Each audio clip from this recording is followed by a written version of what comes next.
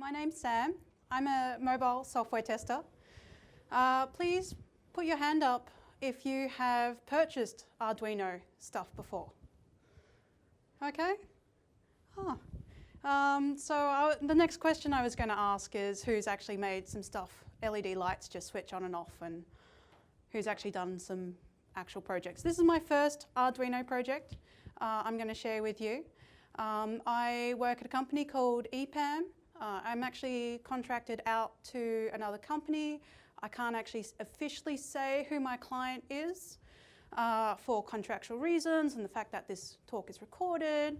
But I help test a mapping application you might use, especially around the public transport area, but I won't say much more than that. So this robot, his name is Tappy McTapFace. He was built during a hackathon, and I had a poll in my last company to name this robot, and this is the name that stuck. So I'm actually going to demo the robot first and then go into the details. So let's pray to the demo gods that this is going to work. I will get up a photo booth. We will arrange. So if you're not sitting right up front, you should still be able to see.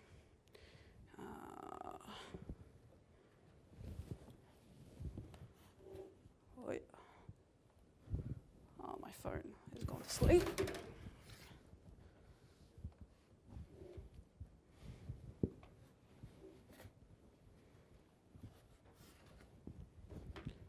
There we go. Let's unlock. There we go.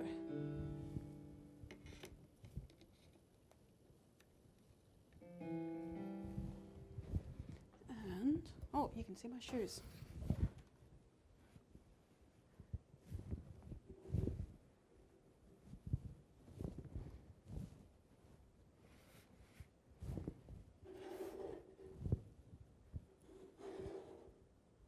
I had this all set up before, but we are having some angling. I guess that'll work. So I'm just going to get into this one, play piano. Cool. And let's see if you can, if this works.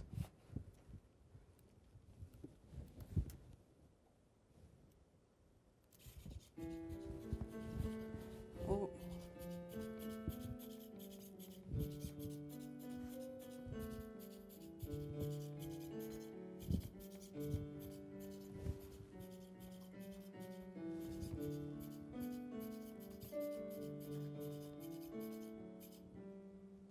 Okay, that didn't do too badly. Another tune you might be able to recognize. If I, any guesses what Darth plays? Oh, Game of Thrones, totally Game of Thrones.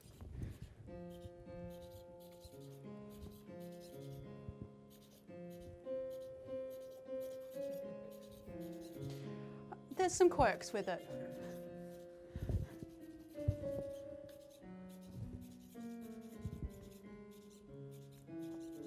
Oops. And some timing issues as well. But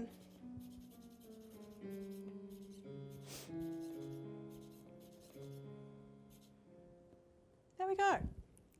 So that's Tappy McTapFace in action. Now I will go back to my presentation. I'm going to unplug Tappy and plug in, because I only have one key, one USB port. Let's see if we are working. There we go. Now, Tappy is based on the Tapster 2.0 open source designs. It's all up on GitHub. You can 3D print most of these parts if you like. It's created by Jason Huggins, who was the founder of the Selenium framework. So I guess the next evolution from web automation was mobile automation. You can see the first version of Tapster here trying to play Angry Birds. And the design is a little different as well. You can see that the tablet is not secured in place, and so you'd have a lot more movement. All of these green parts and yellow parts I printed in my previous company when they got a 3D printer to give away as a prize at a conference. And the larger parts were laser cut. It took me about 20 hours to print most of these parts. So, and note to self, the first time I did a print, don't put things near the ends of the printer, or else they kind of come out a bit like this. So I wasted about 5 hours of printing trying to get some of the parts, and they turned into a mess. Yeah, and so the larger parts, I actually went to a hackerspace, actually just out in Ryde, near Ryde, Meadowbank.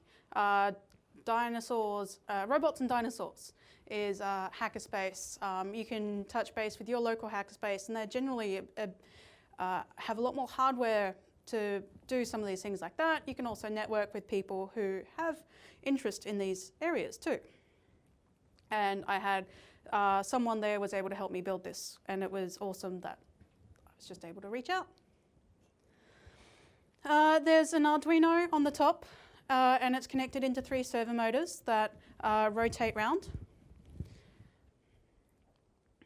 It uses magnets and ball bearings for joints.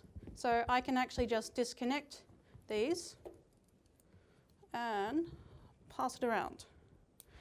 So they're magnets and ball bearings.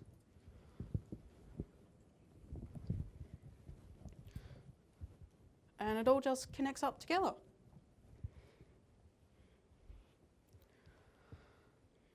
It took me about 2 days to build this. Once I had printed and ordered all of the parts, it wasn't actually that long to build. And the piano hackathon was maybe about a day and a half. I spent approximately $300 on parts as well. If I was to source local parts, I could probably get that a little cheaper.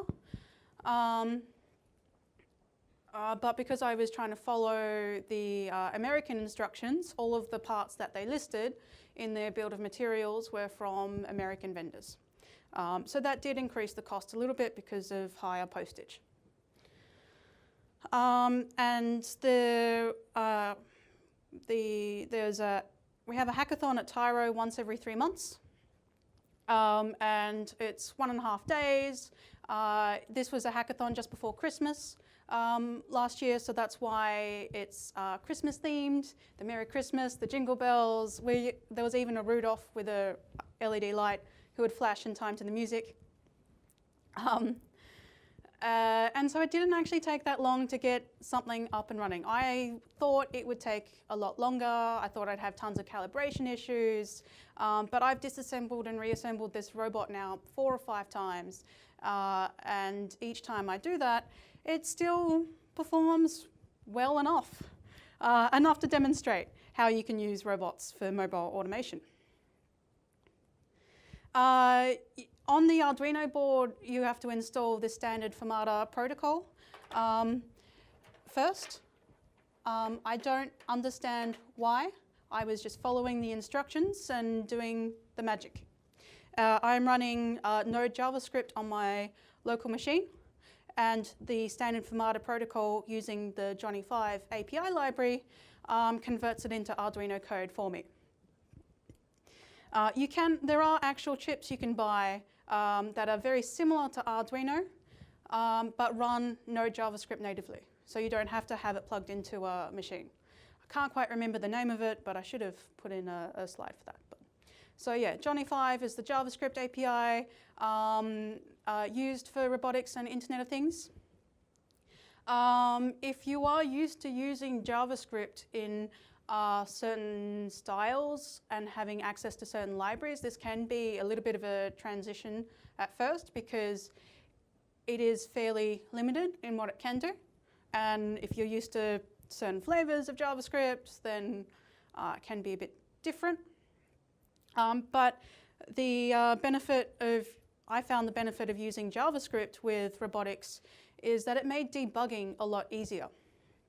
I could just tap here, go to XYZ, without having to stop and restart the application. Being able to debug hardware in real time is amazing.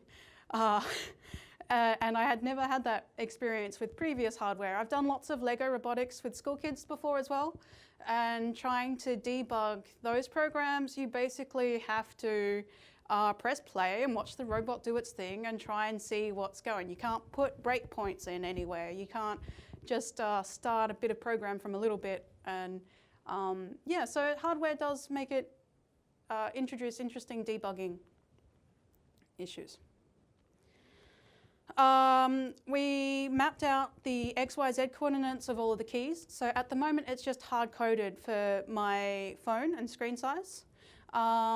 There's also the maths has already been done to convert the rotations of the motors into XYZ coordinates. If you remember high school maths, there's cosines and trigonometry, and someone else did it for me. So I didn't have to remember that trigonometry. We've mapped out all of the keys into string representation. And then we represent music as a string with spaces. So for example, the four, my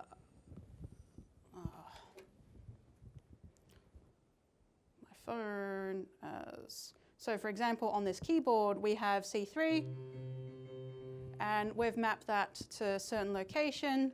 The S represents sharp, so if it's a D3 sharp or a D3S, that's the note we'll play. We use the numbers here to represent how long to play the note for as well. So in our first attempt, you can see on the first line up the top with the Mary function, it's a little bit more simplified. We had only 8 keys on the keyboard, and we would use more letters to represent how long to play the note. So E would, just a single E would play for 1 note, and 4 Cs would play for 4 notes. I come from a little bit of a music background. I was able to transpose some of the sheet music I had for the Imperial March on trombone. The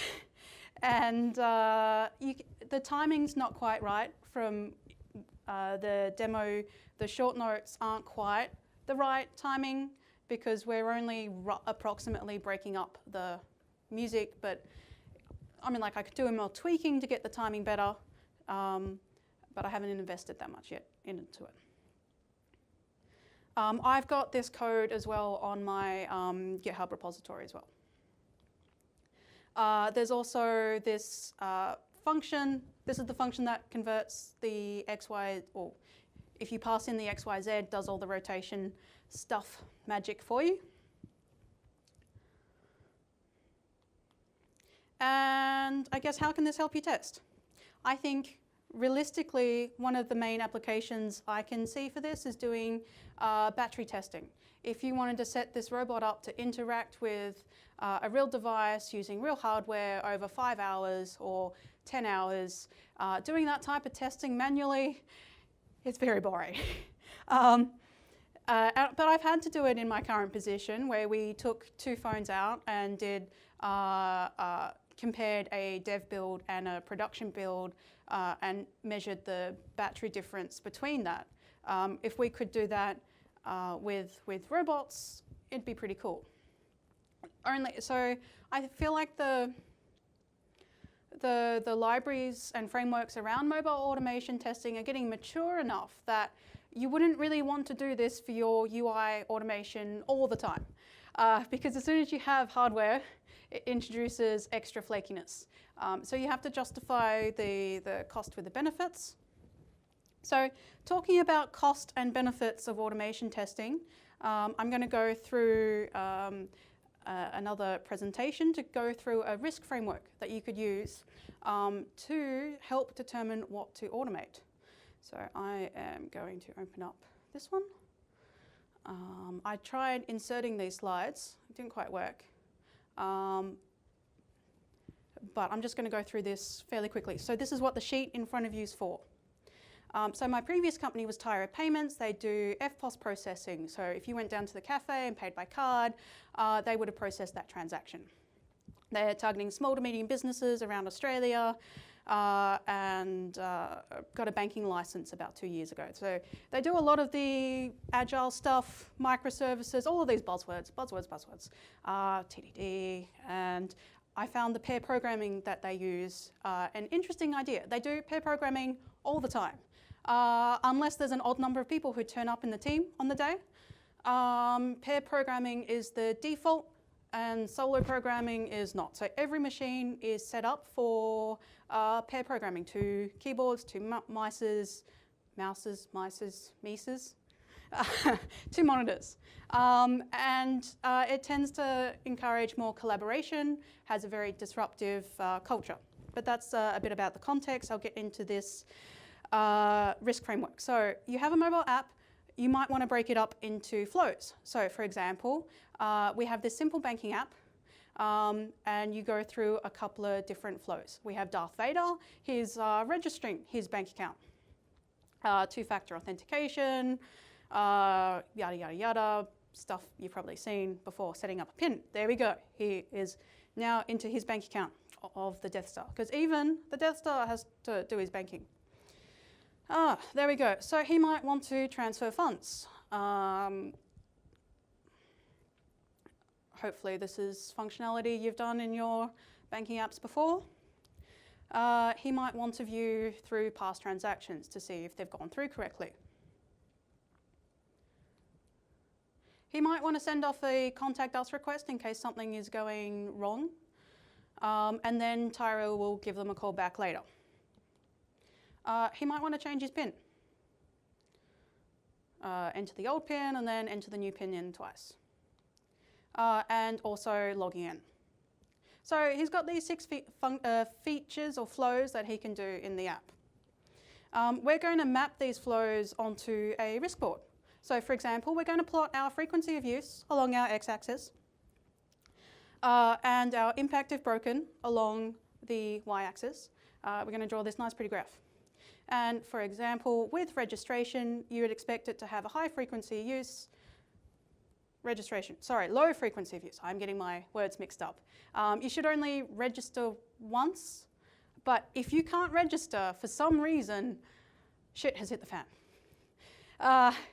So now that I've done the first one, maybe in your pairs, fill in the rest of that sheet. So for anyone who's watching, there's a sheet in front of everyone which looks a little like this, which is very similar to this slide with sticky notes. So please have a conversation with someone next to you on where you think the next 6 features or next 5 features should go out in the sheet.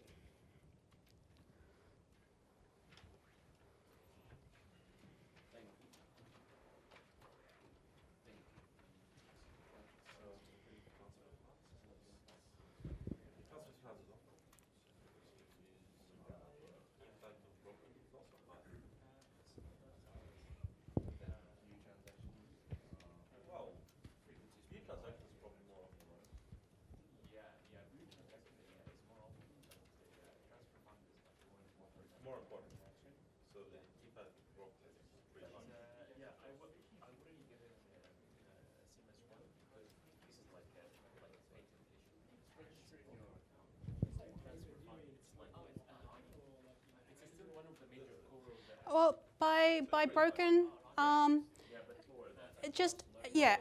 totally broken. Like if the user could not do this feature.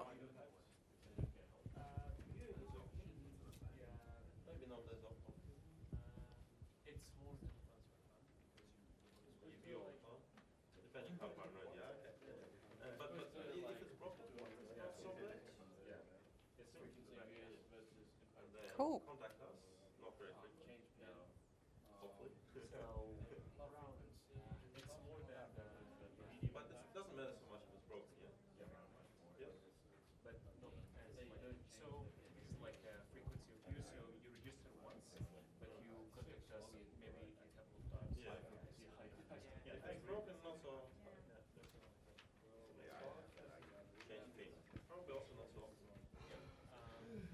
broken spring type, I agree.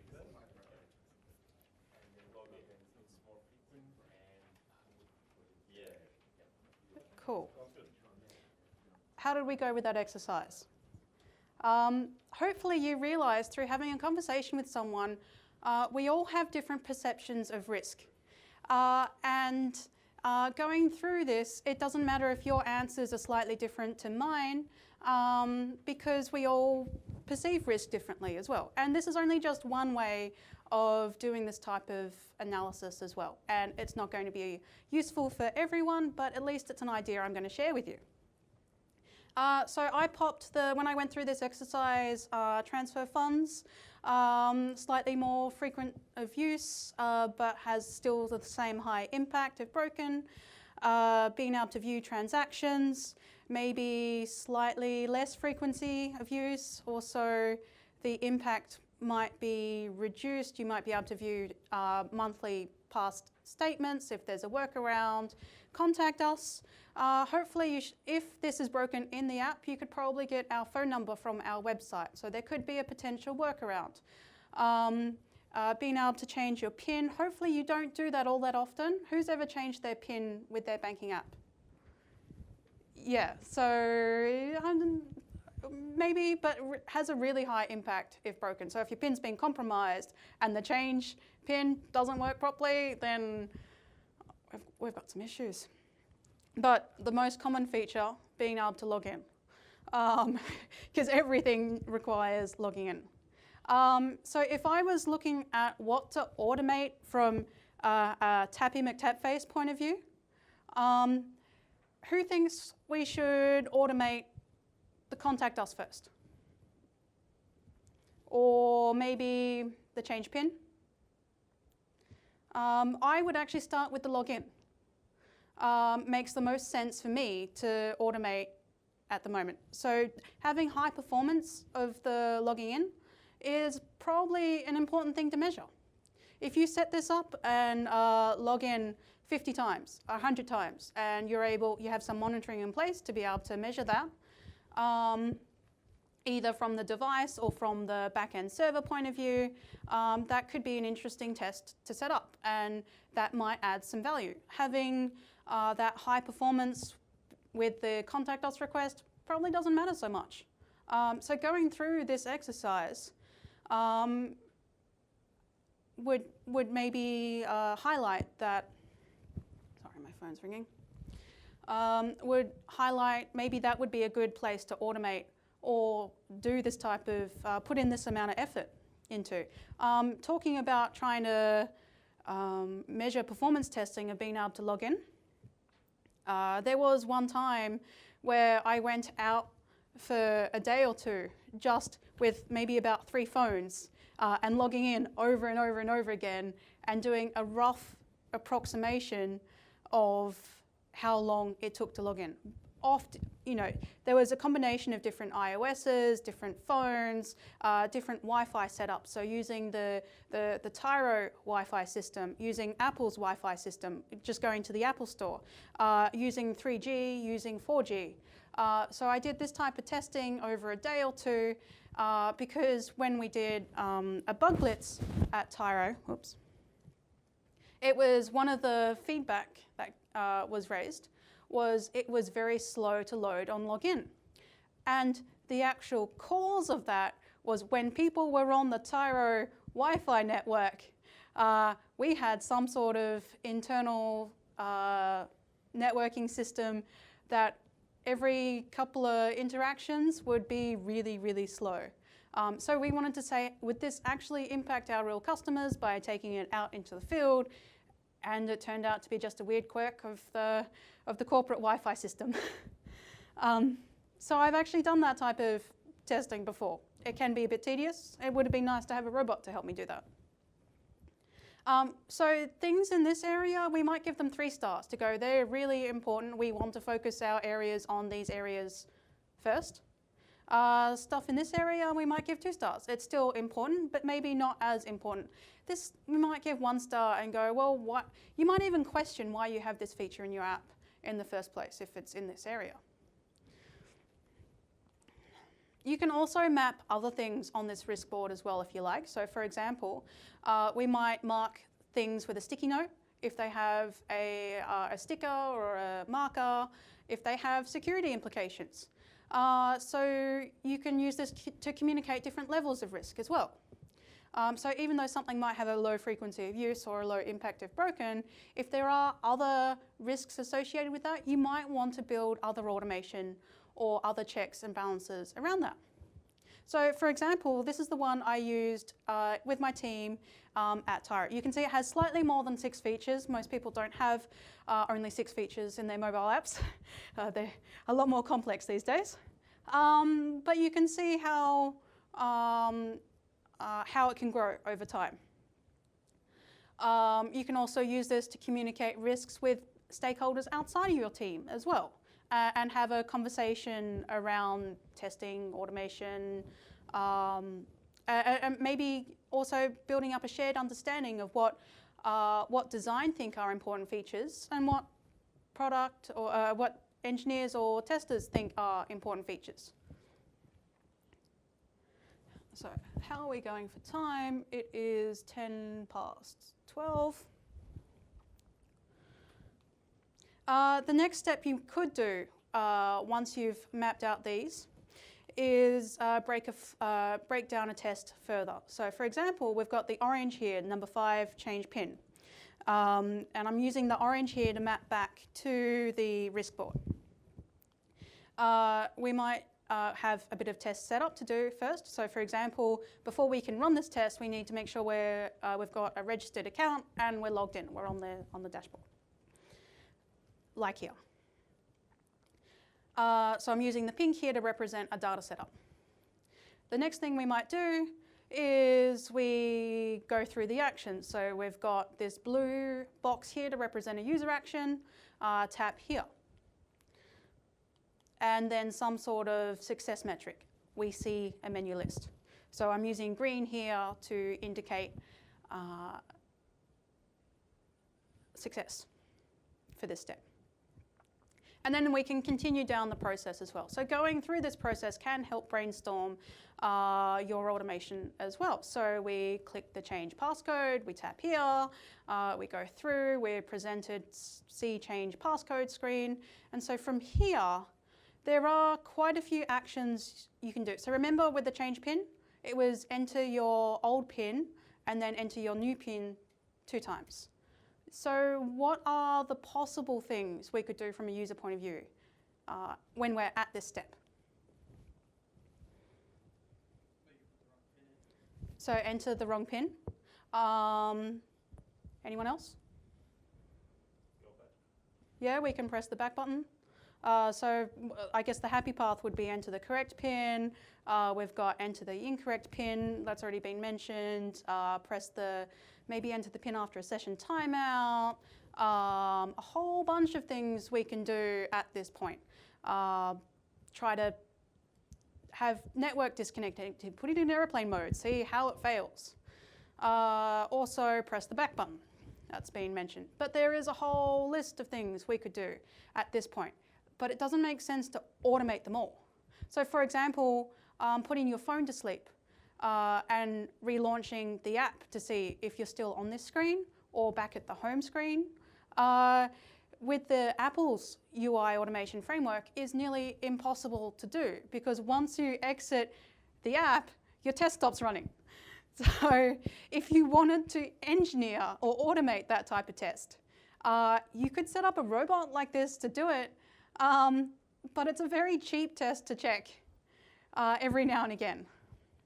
So again, that cost benefit.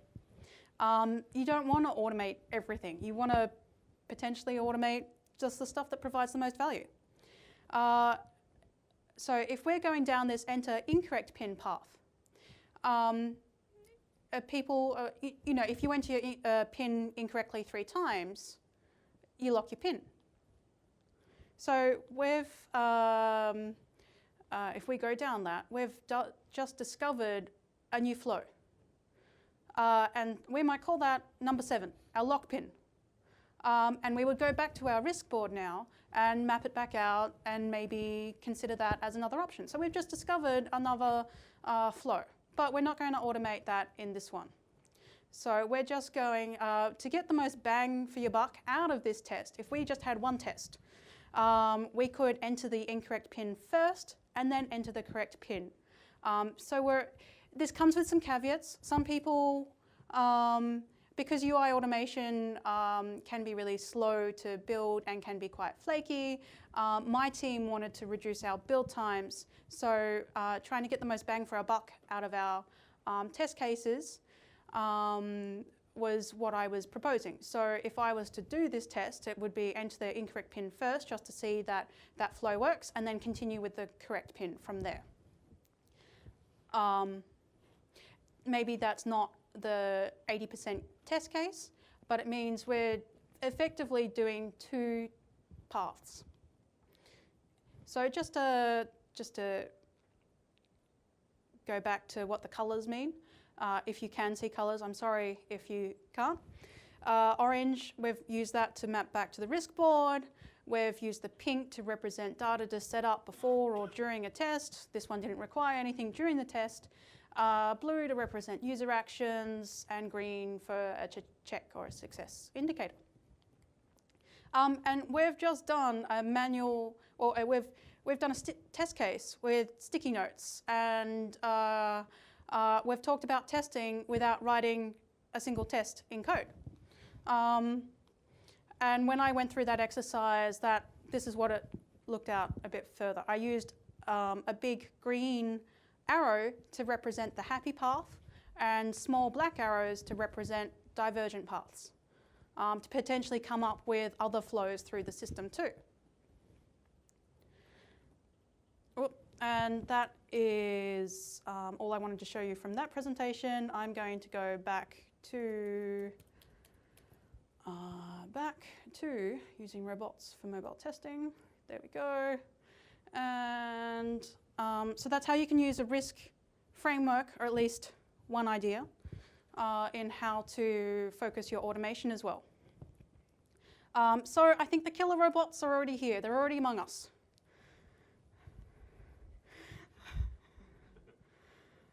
And just to leave you with a message.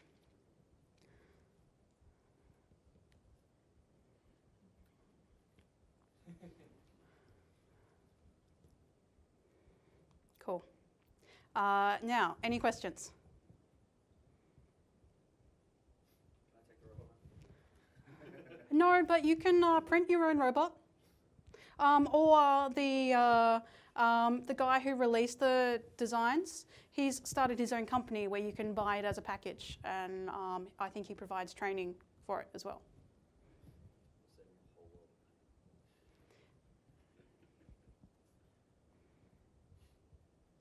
Cool. Thank you.